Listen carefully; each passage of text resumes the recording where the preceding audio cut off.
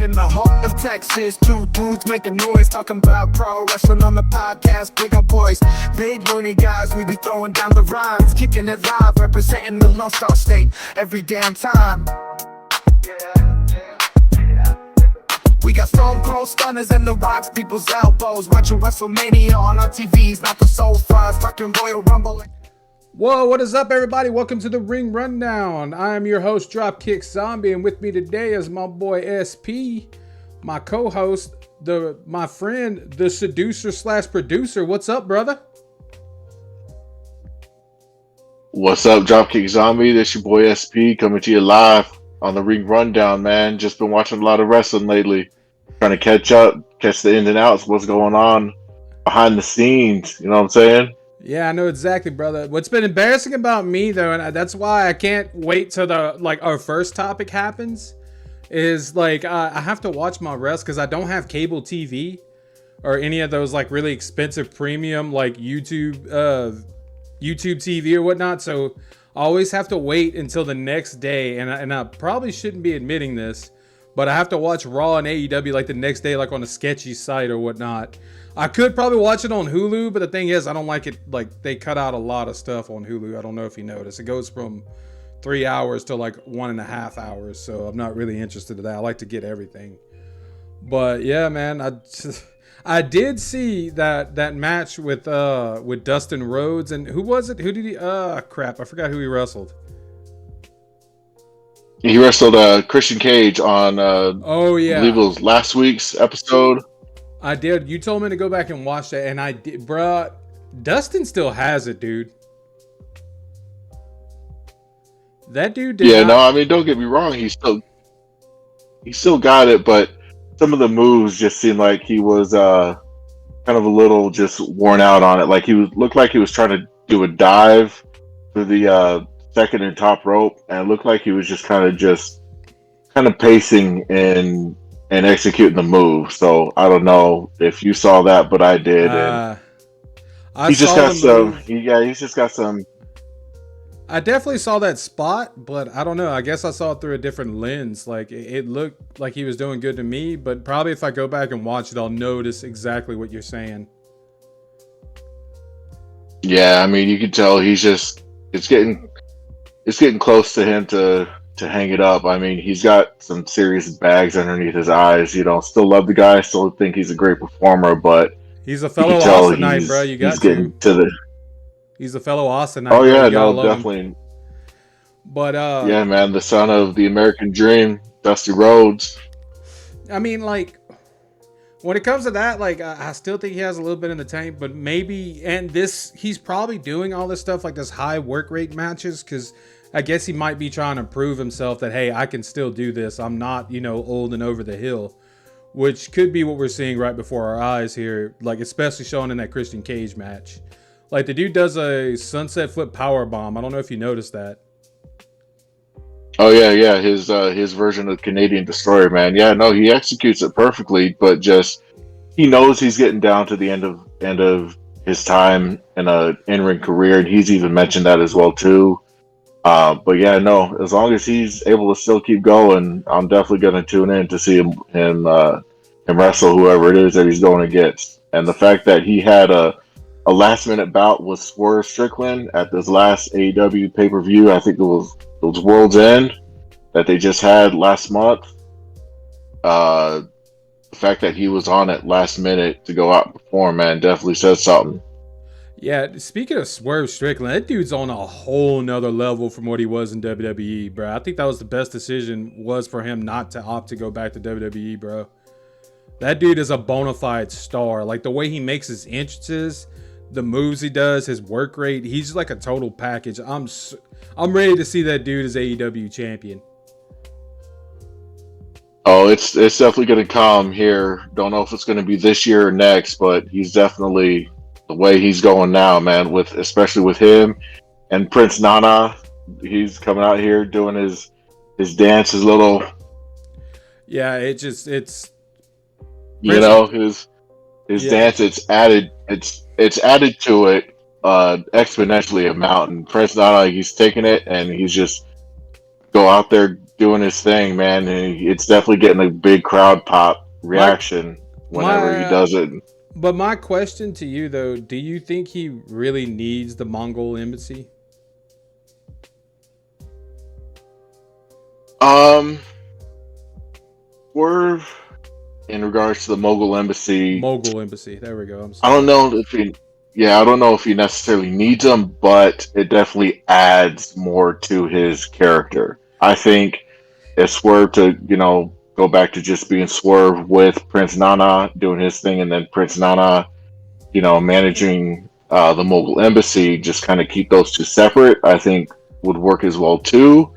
But I think just with the addition of Swerve Strickland with the Mogul Embassy, I think it just adds an additional level to his on-screen persona. I definitely, but I'm under the. I don't know. I could be because this guy was a former And just like the way how this new faction between the gun, between the guns. You still there? yeah. The group connection now you got with the gun club and the acclaimed. You got your Bang Bang Scissor Gang.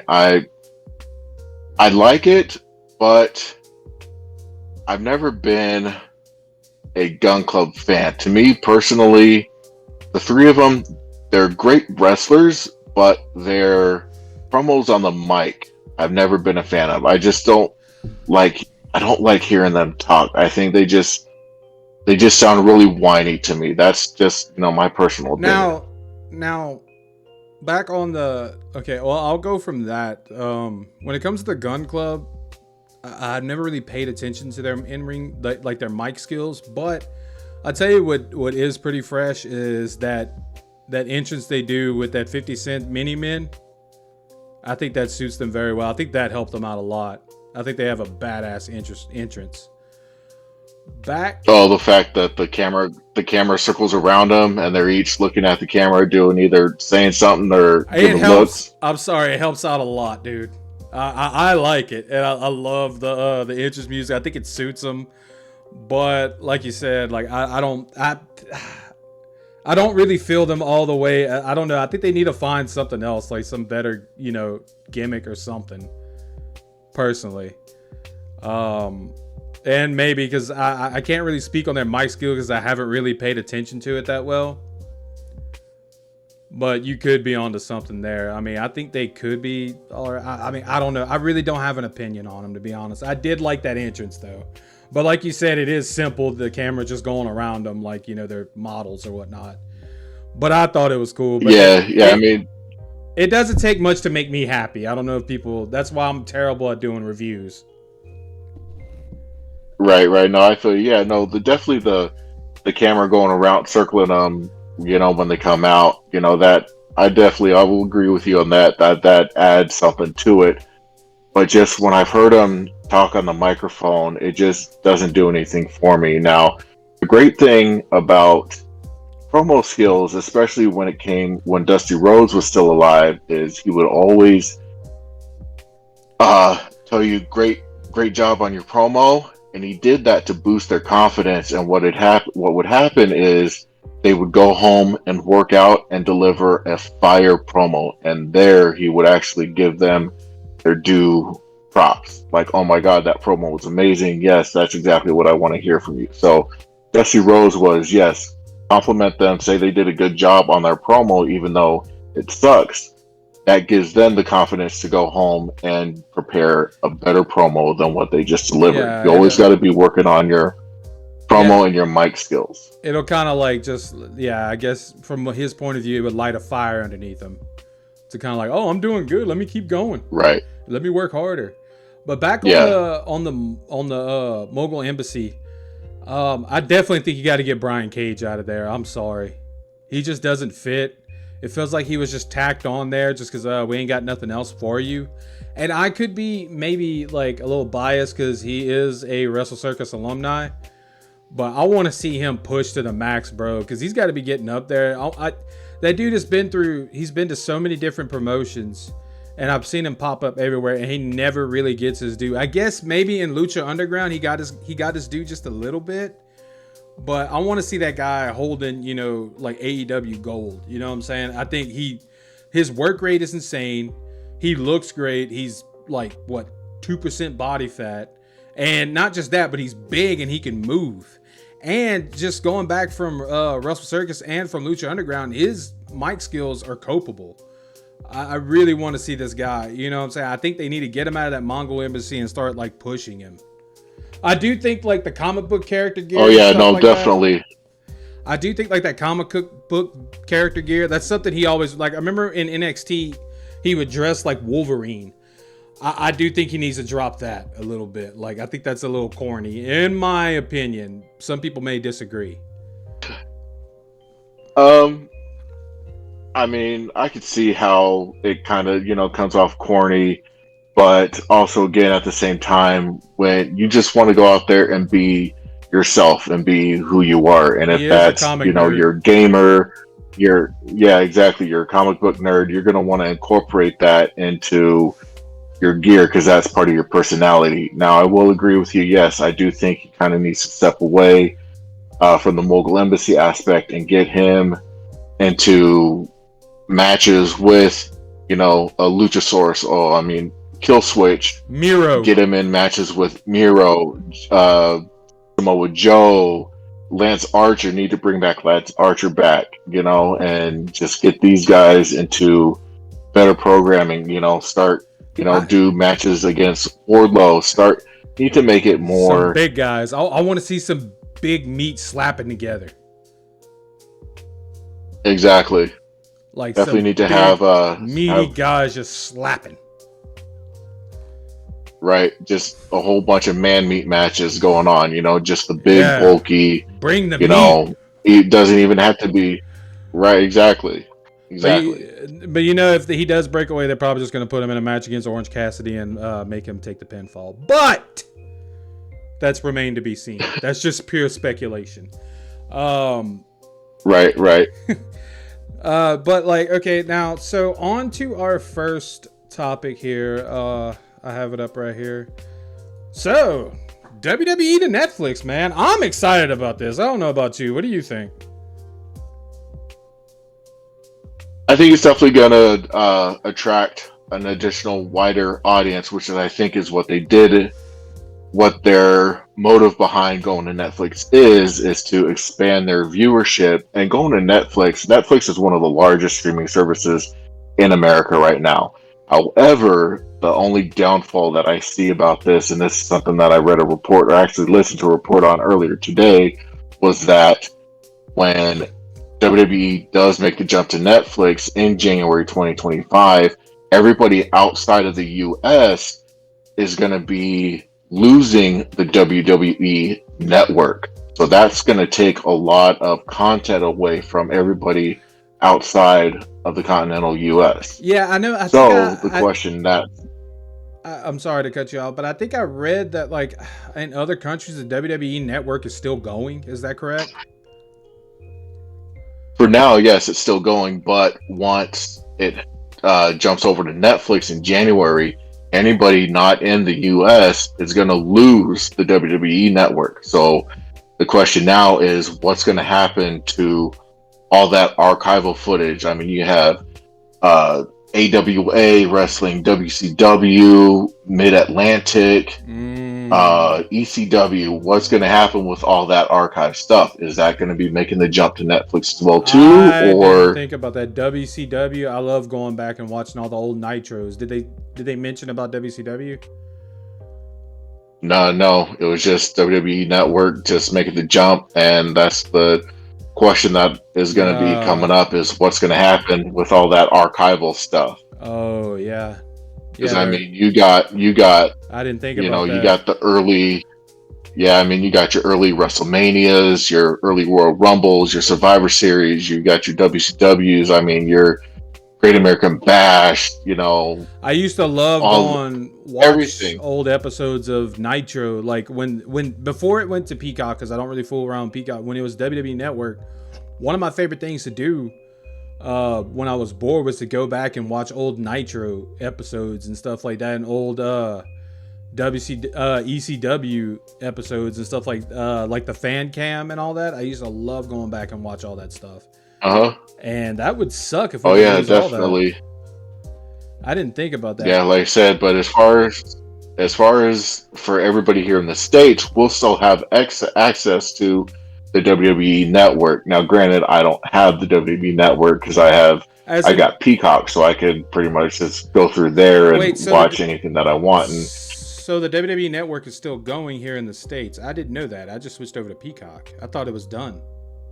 That yeah. Me being stupid. Yeah, no. There's still there's still a WWE Network here. Yeah, still going, but just like I said, once WWE Monday Night Raw goes to goes to Netflix in January, once that happens, everybody outside of the States is going to lose the WWE Network. Ooh. So that's like hours and hours of old archival footage that so it's like, so well, I'm hoping that comes to the point where do you wish you had the old physical media so you could go back and watch it whenever you want to? That's pretty much where we're at now. And, with Best Buy, kind of steering away from our topic, Best Buy has gotten rid of all their physical media. So GameStop, not GameStop, Walmart is doing away with physical media games, by the way.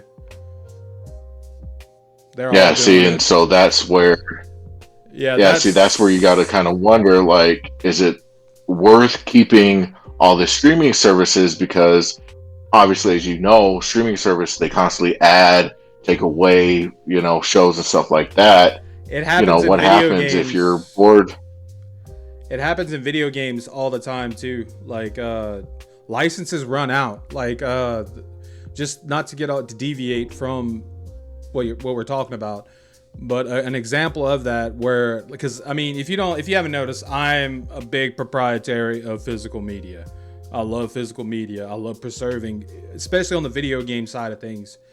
But like a good example, like Metal Gear Solid, you can't download it on Steam or anything more now because a certain song on Metal Gear Solid 2, the license expired, so they can no longer sell it on the Steam store. Just stuff like that. So yeah, I definitely see your point. That I didn't even think of. That sucks. What I'm hoping is maybe like and this is wishful thinking, is maybe Netflix will just be a portal to the WWE side of Netflix. You click on WWE as a category and boom, you have all that right there. In a perfect world, that's what it would be.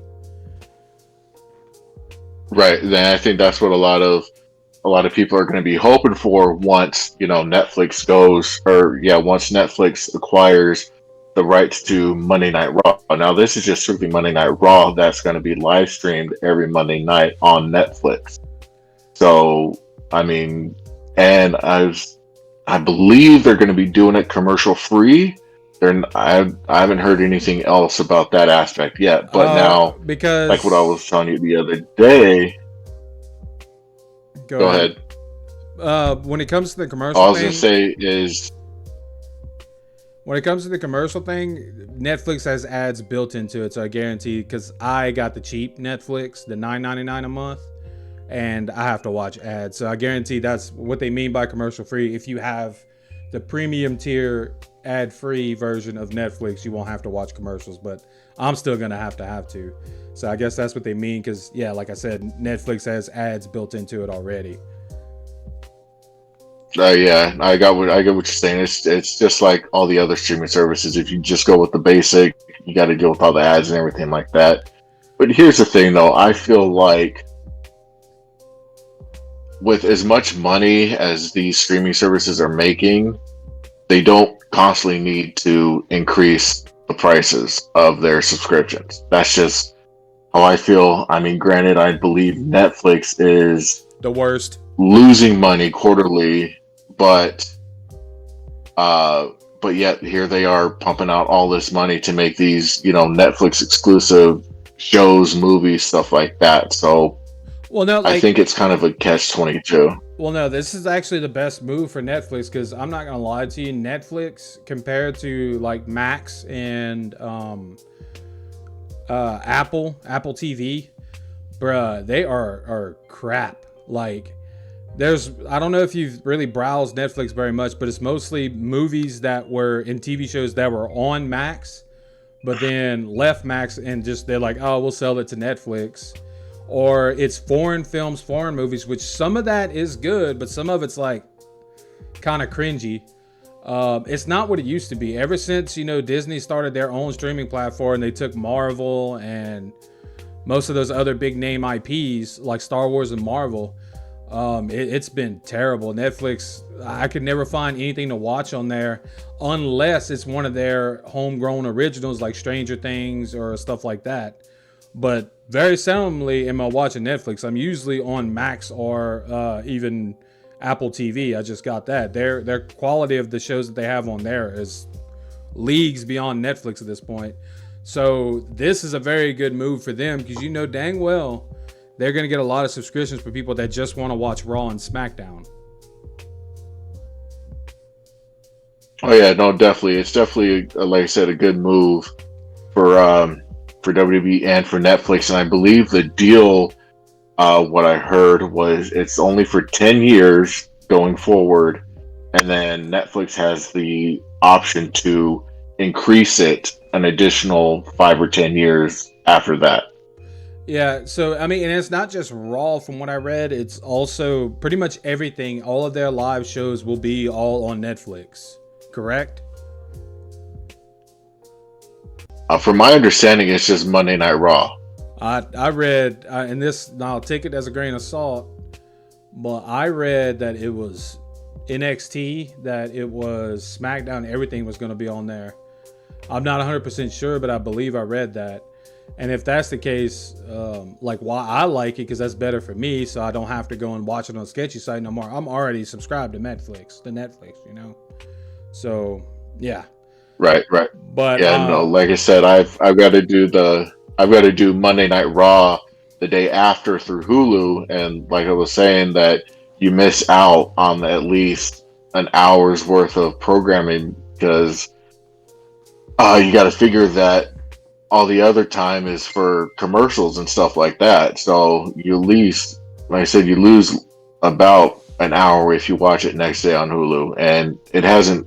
Monday Night Raw hasn't updated on Peacock since like the second week of December, so they're definitely behind on Peacock on uploading Monday Night Raw episodes. yeah, definitely. I mean, I like, I don't know, I just watched it because, like, I remember when I used to watch it on Hulu, they would talk about a match on, like, on like one of the dirt sheets, like, oh, this was an amazing match. And 9 out of 10 times, that was the match that they cut from Hulu due to the fact that, oh, it was just a long wrestling match. We want to get to the storyline stuff. And I'm one of the guys, I don't just like storyline, but I like a good match also. I like watching a good, 15-minute match. So that's why Right. I never was a fan of watching it on Hulu, personally, because they would usually cut the stuff that I actually want to see. I remember, like, one time it was Evan Bourne versus Kofi Kingston. They had like a 15-minute like commercial break in between Slobber Knocker on their regular basic show, but then they cut it out of the Hulu version. I was like, well, dang, I wanted to see that. So ever since then, I refuse to watch it on Hulu. I would rather watch it on its entirety in Netflix, but I mean, Right, I get it. right. So I mean, it's good for me. Good for me, I guess. So it might not be good for other people, but I'm interested. I'm hoping, because I think I read that, and I could be definitely wrong, or the article could be wrong, that all of their shows was going there, which seems weird to begin with, because I know Raw was on USA and SmackDown was on Fox, I believe, or is it still on Fox? I don't remember. I don't even watch network TV. So, Yeah, no, I believe it's still on Fox. yeah, so I don't know if that could be right anyway, but I'll definitely research it more. But I'm interested. I'll watch it on Netflix. Yeah, and I guess the other question is, so the the licensing for USA expires in September. What's going to happen for those 3 months between going from September up until January when it debuts on Netflix? Like, what's going to happen during that 3 months? Who's good? How are they going to broadcast the shows? Are they just going to do it like a 3 month extension period for USA to continue to air Monday Night Raw? What's going to happen there? Yeah, I guess time will tell. We'll have to see. And maybe they can just sign an extension, or they maybe just throw it up on the WWE Network on Peacock. Which, well, that's USA. Yeah, Network, it's so, possible. So maybe. But we'll definitely have. There's no. I mean, I guess. I'm sure they're gonna announce something. Or hey, maybe you know what? Yeah, definitely. I'm sure. They'll maybe, just give all the wrestlers vacation, let them stay home for a little while, still pay them. Okay, that's not happening. I know. No, but I'm sure they wouldn't mind that. I mean, give them a nice little 3 month break to just stay home, rest, recuperate, heal their bodies. Because I mean, you got to figure these people are on the road, 300 plus days a year, for 12 months every year. So they're definitely even if they would do that, even if they would do that, you still got house shows. So right. But I guess we'll see about that. Now, moving right along, Netflix. I'm glad to see it, but I mean, we'll just have to see how this is all going to play out. But next up is our next topic. Definitely. Our next topic is Dwayne "The Rock" Johnson is now on the TKO board of directors. That's interesting. That dude got a fat paycheck as if he needs more money, but yeah, there we go. Oh yeah, from my understanding, it's around like a $30 million position, but half of it is going to be salary. The other half is in stocks. Yeah, and stock holdings that he's gonna be given. So which with the UFC and definitely WWE, still which with the UFC and the WWE under one umbrella of Endeavor at the TKO group, those stocks are only going to go up from here, especially with this Netflix deal too. I promise you that. So he's set up pretty well. Oh yeah, most definitely. His kids are not going to have to worry about money. Oh yeah, not for the longest time. I mean, it just adds another mark of experience underneath, The Rock's resume. Because I mean, he's got his Teremana Tequila, $7 Productions, movies, everything that he's involved XFL. Yeah, which is, I believe, he's now doing it called United Football League, if I'm not mistaken. Yeah, I haven't been keeping up with it, but yeah, I did hear something about it's different now. But yeah, I don't even see how. I don't see how this guy got time to breathe, bro. He's definitely a man on the move. Now, here's something else going on with this whole Endeavor ordeal. TNA Wrestling also now has a deal with Endeavor. So the question is, will that forbidden door be open between WWE and TNA Wrestling? I mean, we have already had Mickie James a couple years back in the Royal Rumble when she was the Impact Knockout Champion. She did, I remember that. make a surprise entrance into the Royal Rumble. That was awesome. Could we possibly see more of that? They actually introduced her as the Impact Wrestling champion, women's champion. You remember that? The announcer introduced her as that. That was something special. That was awesome. Yeah, and I believe she even came out. Yeah, came out country. Wearing their women's. Yeah, coming out to Hardcore Country, but also wearing the Impact Women's Knockout Championship belt too, when she was running to the ring in the Royal Rumble. And they introduced her as that was something special. So now, like I said, so now, like I said, the question is, are there going to be future Forbidden Door crossovers with TNA and WWE? That would be interesting. I mean, I don't see it because WWE just always holds firm and not. I mean, I get, yeah, they did it with Mickey James, but that's Mickey James.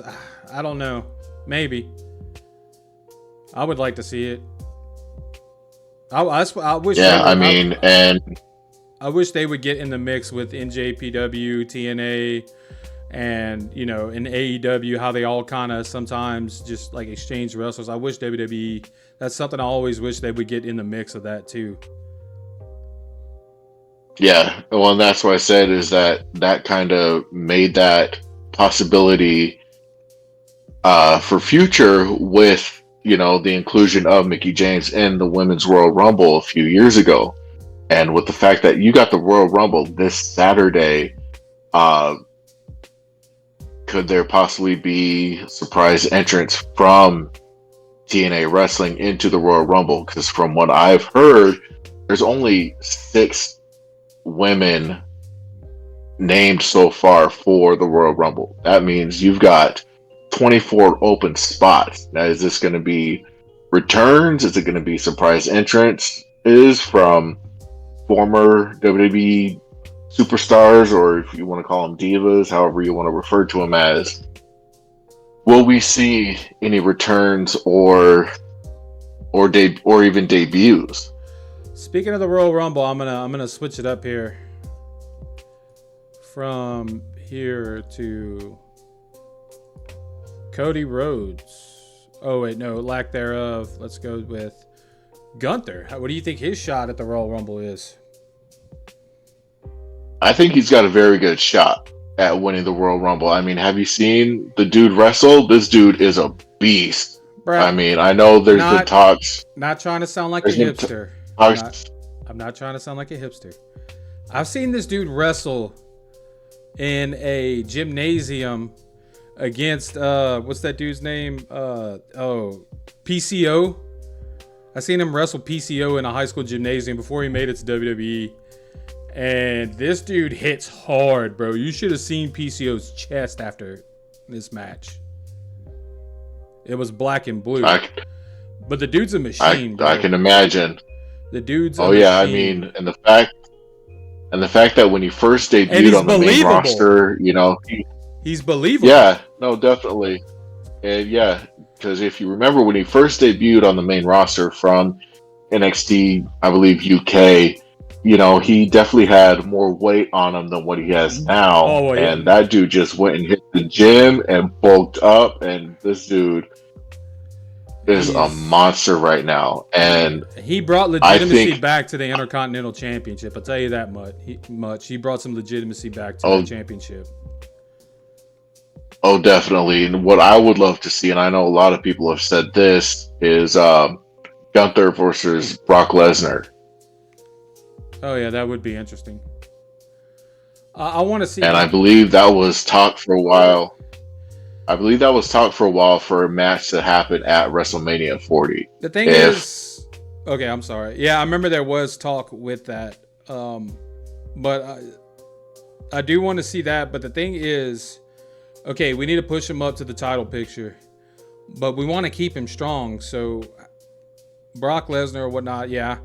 But how would he drop that belt to go on and claim the, either the Universal Championship or the World Heavyweight Championship? You want to keep him strong and still look unbeatable, but he'd probably have to lose it in a triple threat match or something, you would think.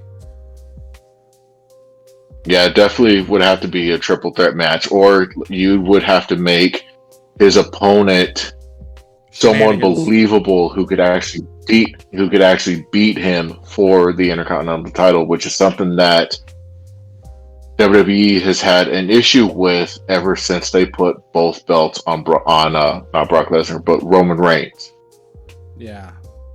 Every competitor that they put up against Roman Reigns isn't believable to beat him for the title, and that's why they introduced this heavyweight championship that Seth Rollins has now, is because they put themselves into a corner by giving both belts to Roman Reigns. And then the people that they just put up against them, it was a predictable outcome that Roman's not going to be losing the belt anytime soon. Or should I say, the belts, plural. It needs to be Cody. We all know that. Not to get on the next subject, but it needs to be Cody. I'm sorry, Rock, whatever. It's Cody. It needs to be. I want to see Cody. Cody needs to be the one to beat him. I don't care what anybody says. Speaking of Cody, does that go ahead and just get us into our next topic on Yep. the finishing of the story? Why Cody Rhodes came back to the WWE? Okay. Will he win? Can I open up with this? And I remember because you remember, I think I called you. I was salty as hell. All right, when he left AEW, I was upset. I was on this whole screw WWE thing. It's when McMahon kind of took back over and stuff, and they were firing a lot of my favorite indie darlings and stuff, letting them go. Like, what's his name? Time is clicking. Tick tock, tick tock. Oh, I can't believe I forgot his name. But MVP? No, not MVP. That's a good guess, though. That's pretty much who I described. Cross. Oh, Karrion Kross. Karrion Kross. When they let him go, they let go Johnny Wrestling. They let all these great, and that's when. So when I saw Joe, so when I saw Cody, Joe, when they let go of Samoa Joe. So when I saw Cody jump ship, I was salty as hell, dude. I'm not gonna lie. I was like, dude, you did all that talking, like I could never go back. Oh, I'm not, did the whole smashing the throne with the sledgehammer, all that stuff, and then he goes right back into their arms. I mean, I was upset about it. But then after, when I saw him, when he took on Seth Rollins and he came out and I saw, the reaction he got, because he was being booed in AEW. But when he got in front of a WWE crowd, the place erupted.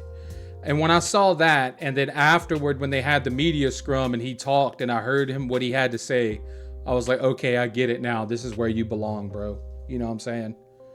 Yeah, no, I mean, I get wanting to go back to where you first started to claim that, that golden ring that you fought so hard to get for. My thing, though, is when he was in AEW, the first couple years, yeah, he was cheered heavily, yada, yada, yada. And then I think the fans were just getting tired of him playing the good guy because, one, he lost a shot at trying to wrestle for the heavyweight title. So there was that. He was, a He did a lot of it to himself. three-time TNT champion? I get what you're saying. He did a lot of Right, it to himself. and then the fans, I think, wanted him to turn heel. He didn't want to turn heel. I think he still hasn't turned heel. He still hasn't turned heel.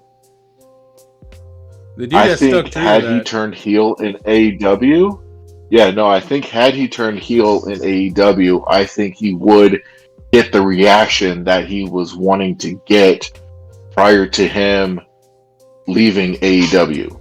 Definitely. And whatever personal reasons it was, that's completely on them. If they want to talk about it, they will. If don't, whatever, I could care less. My personal opinion is that had he chosen to make the full turn to heel, and it was hinted at a few times during his promos, like he was gonna come out the babyface side and then turn when he was done with his interview, go down the heel entrance. I think had he done that, the place would have erupted, or even do a swerve on an AEW show, kind of like how they did in 2014, 2015 when Seth Rollins turned heel against The Shield. Yeah. You know what I'm saying? Because that right there was completely out of the blue. Nobody saw it coming. I think if they were able to pull that off in AEW, I think Cody Rhodes would still be with AEW today. And yeah, I think they're adding, like you said, I think there was more to it than that, though. But that's remained to be seen. Yeah, no, and adding more onto what he was talking about going to WWE, or prior to him going to WWE, all the trash talking, the throne breaking, stuff like that. Not only that, but don't forget the legal battle that he was going through to get the rights to his last name back. That's true. Rhodes. Exactly, because he was just announced as the American Nightmare, Cody. Yeah, it didn't sound Well, right. you're leaving off that Rhodes part. Yeah, exactly. You're leaving off that Rhodes part, which is part of his legacy. Why go through the legal battle to get your last name back, and then a couple years later, you're back in the company that you were just fighting legality to get your name back? But also, again, at the same time, you got to realize that Brock Lesnar also did the same thing. Lawsuits, lawsuits, never going back, never going back. 2014, what happens? CM Punk. You hear his music go off. Yeah, CM Punk, exactly, too. He shows up in AEW. I'm here, I'm here. Screw that other place, yada, yada, yada. And then, oh, I'm canned from AEW now because of fights and all this other backstage legality stuff that I just got myself into. Let me see if I could go suck up to Triple H or whoever's over there running the show. That's just how I feel. But then again, like I said, I shouldn't be surprised at the fact that he did return at Survivor Series. It makes sense for him to return at Survivor Series because it was in his hometown. And again, it's playing off the Brock Lesnar thing. Talk. Oh, okay, we've mended things, and here I am again. But yeah, I mean, like I said, once I heard him speak on it, and once I saw, the reaction he got, I understood. I mean, it got so bad in AEW. I don't know if you remember this, when he would take his belt off and throw it in the crowd, they would throw it back to him. That's how bad it got. Oh yeah, I saw a video of that happening. Like I said, I think the people were just tired of him playing the good guy. They wanted him to turn heel. Yeah. And he didn't want to give that to him. So switching gears, so what do you think his future is right now? I think it needs, I know The Rock is back in the picture, which I know this could probably lead, and no, we're not leaving off the Cody talk here, but this also brings this up as well. As you can see here, The Rock versus Roman Reigns. That's all fine and dandy, but I want to see Cody in that title picture. Yeah, and there's definitely, now this also could be Triple threat. Pretty much just not a triple threat. I was going to say complete work. Now, like I was saying, was that it's a potential lock. It's a potential lock-in for WrestleMania 40 that it's going to be The Rock versus Roman Reigns. Can you actually see? Ask yourself, can you actually see The Rock beating Roman Reigns and then coming back to work in the WWE? No, it's not going to happen. He's definitely going to take the pin from Roman as a kind of a way to pass the torch. Definitely, officially pass the torch. You know what I'm saying? That's definitely how that would play out, in my opinion, and from what I see. But what I'm hoping is they don't do Rock, and I hope Rock versus, which we would all love to see it, The Rock versus Roman Reigns. I get that. But I want to see that unfinished business. I just want to see Cody pin Roman Reigns more than anything. And I hope they don't derail him and put him in the World Heavyweight Championship picture instead of the Universal title. Right.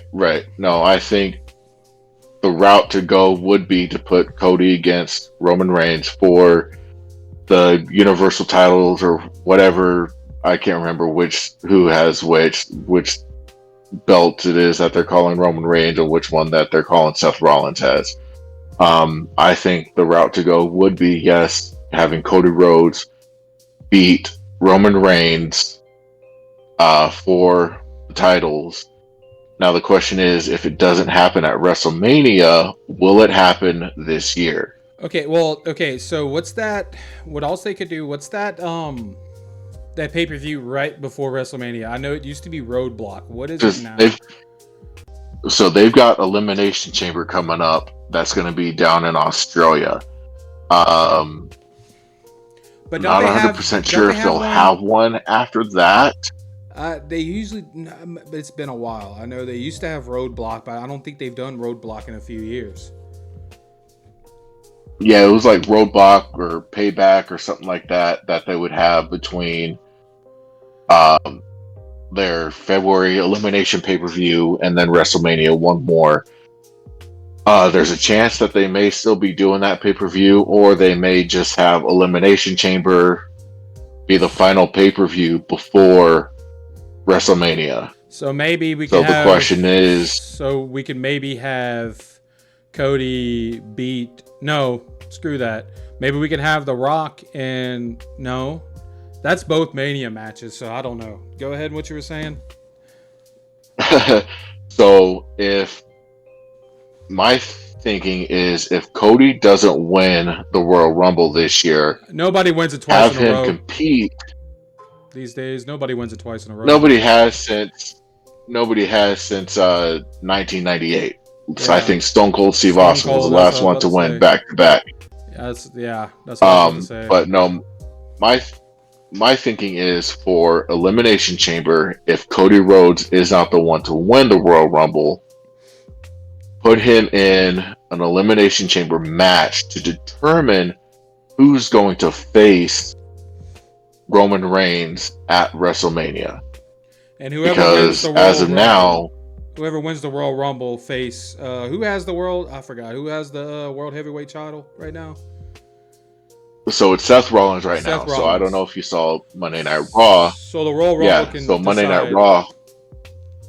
So Gunther came out and is saying, "I'm going to win, and I'm going to be the one to face you at WrestleMania." So if Gunther is That the takes one care of projected to that. win, That takes care of exactly, that. and Okay. then if and if it is announced for, or if my thinking is if the plan for Rock versus Roman at WrestleMania 40, if that falls through, then the Elimination Chamber match would be Cody gets the win to face Roman Reigns at WrestleMania. But from what I was seeing on the dirt sheets, there is talks of also of a triple threat, which would probably work out good in the Rock's his favor.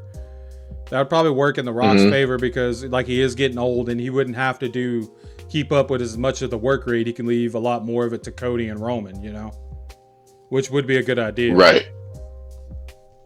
Right. Yeah. No, I've heard inclinations about it being a triple threat as well too. But my thinking is that if of booking for Roman versus Rock falls through, then Cody wins the Elimination Chamber match to face Roman at WrestleMania. Yeah, I don't care. I just want to see Cody in the main event at WrestleMania, and I want to see him get the W. That's just me being selfish, though. No, it definitely would be good Because I've met because he the guy, fought so hard. and I've met the guy. Not just that, I've met the guy on numerous occasions at like conventions and stuff, and little small wrestling shows when he was on his indie tour. You could not meet a nicer guy. Oh yeah, no, I totally believe it. Especially when that first time that AEW came through Austin. He Yeah. wasn't on the show, but he came out afterwards and was just like one of the most down to earth guys you could ever hear talk to. And I mean, I think I've seen where people have messaged him on Twitter saying, "Hey, we're trying to get to this some AEW money. show. We can't get tickets. Tickets are too expensive, whatever, yada, yada, yada." And he's replied back to him saying, "Don't worry about it. I got you taken care of. You're good to go." So that's just the kind of person that he is. I've seen this one guy mention just on, I think it was on, he couldn't make it to AEW. I want to say it was a pay-per-view. And he's like, "Oh man," he goes, "I have my tickets." He goes, "But I won't be able to make it due to, I don't have the spare money to get down there and yada, yada." Cody, I heard this story and it played out on Twitter at the time. Cody actually sent the dude $1,000. Like he cash apped the guy $1,000 to make it to the pay-per-view. I saw, I've never heard of anything like that. So yeah, he's a very nice guy. I like I said, I've met him a couple times, and he was always nice as hell. So what do you think?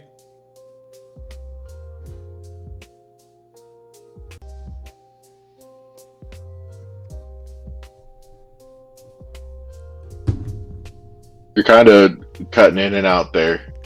Okay, here we go. How about now? Can you hear me good? Sorry, everybody. This is we're just Yeah, now yeah, yeah. I starting can this. hear you better. We're still ironing out the kinks and stuff, and I know we have a bit of a delay, but we'll have that figured out for our next one. I promise y'all. But yeah, he actually sent a kid like this guy $1,000 just to make it to the show. So yeah.